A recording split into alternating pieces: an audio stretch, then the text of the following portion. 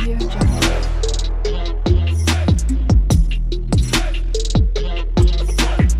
Audio Jungle. Hello అండి అందరికీ, ఎలా ఉన్నారు అందరూ? Welcome back to our channel Sai Shruti makeup and vlogs.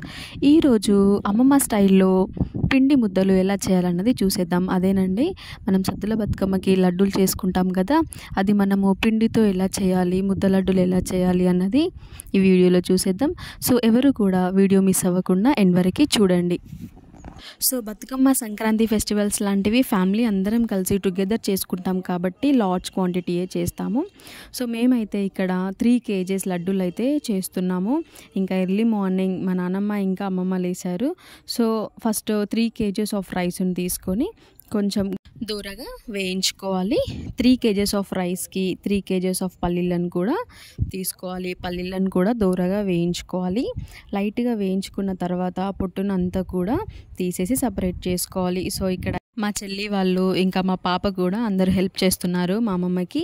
So పండుగకి పిల్లలు ఇంకా ఫ్యామిలీ మెంబర్స్ అందరం ఎక్కువ ఉంటాము. సో చేస్తున్నప్పుడే ఇక్కడ సగం పల్లీలు తినేస్తున్నారు. ఇక్కడ నా బేబీ అయితే కూర్చుందే దానికోసము. సో అందుకని చెప్పి లార్జ్ క్వాంటిటీ అయితే తీసుకుంటాము. సో ఇక్కడ 3 kgs ఆఫ్ రైస్కి 3 kgs ఆఫ్ పల్లీలను వేయించుకొని పల్లీలని పొట్టు తీసుకునే టైంలో రైస్ని కూడా ఫ్యాన్ కింద పెట్టి కొంచెం చల్లగా అయ్యేంత వరకు పెట్టుకోవాలి. మాకైతే ఇక్కడ ఫెస్టివల్ వైబ్ అయితే స్టార్ట్ అయిపోయింది. సో ఏ అకేషన్ వచ్చినా కూడా లైక్ బతుకమ్మ, చిన్న చిన్న అకేషన్స్కి కూడా మేమైతే మా అమ్మమ్మ వాళ్ళు ఇన్వైట్ చేస్తారో మేమైతే పక్కా వస్తాము. సో అందరం కలిస్తేనే పండుగ అనేది బాగుంటుంది. మేమైతే ఎవ్రీ ఇయర్ చాలా బాగా ఎంజాయ్ చేస్తాం.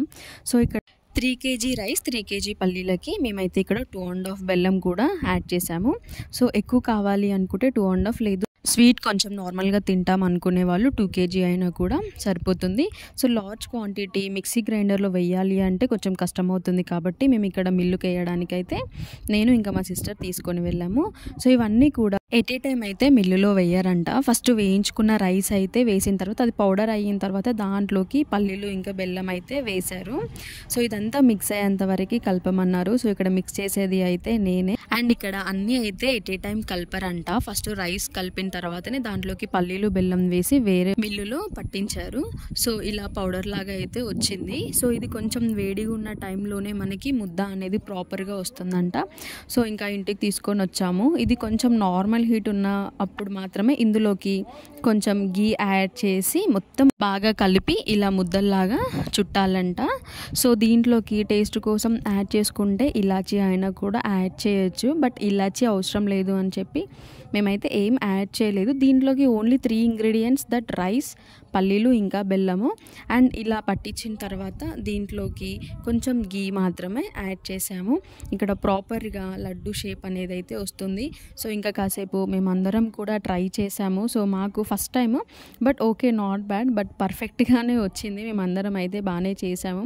అండ్ లడ్డూలు ఇలా పిండితో చుడితే ఉంటుందా లేదా అన్న డౌట్ కూడా వచ్చింది. బట్ లేదు, ఇలా చుట్టి పెడితే లడ్డూలు అయితే ప్రాపర్గానే విడిపోకుండా, సపరేట్ అవ్వకుండా ఉంటుందంట.